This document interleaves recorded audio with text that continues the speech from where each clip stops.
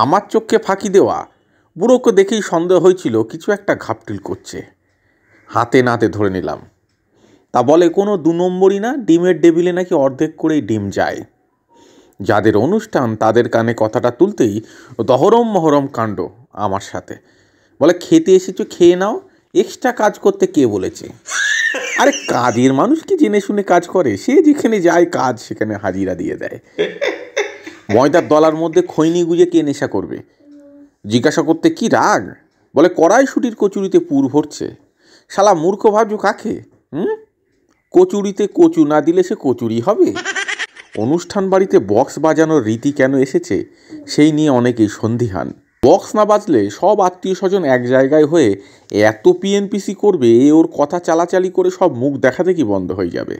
সেই জন্য বক্সে জোরে জোরে গান চালানো হয়, যাতে কেউ কারোর কথা ঠিকমতো শুনতেই না পায়।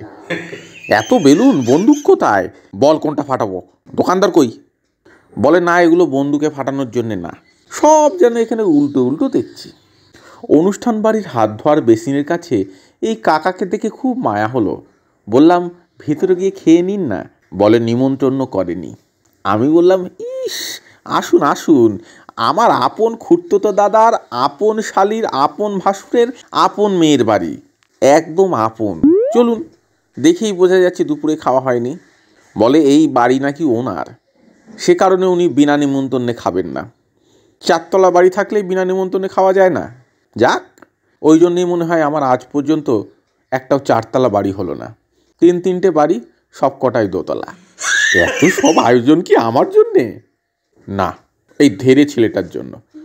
আমি ভাবছি আমি আসছে জেনে বেড়ে রেখেছি নাকি। ও কি কিছুক্ষণ পরে এই ছোট্ট বাচ্চাকে এনে বলে এইসব নাকি ওর জন্য।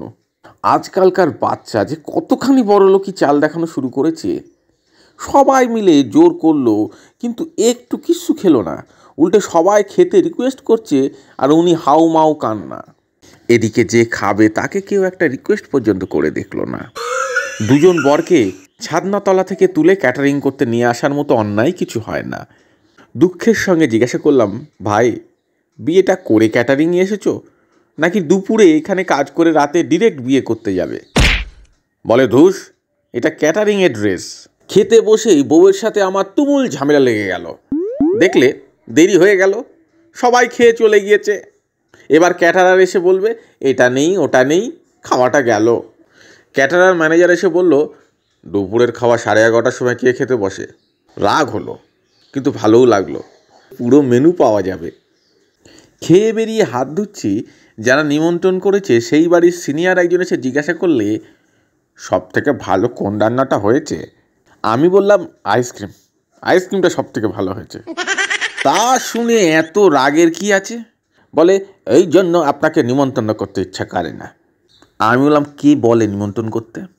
কাল সকালের আগে কিছুই আর ফেরত দেওয়ার অবস্থায় নেই, শুধু এটা বাদে।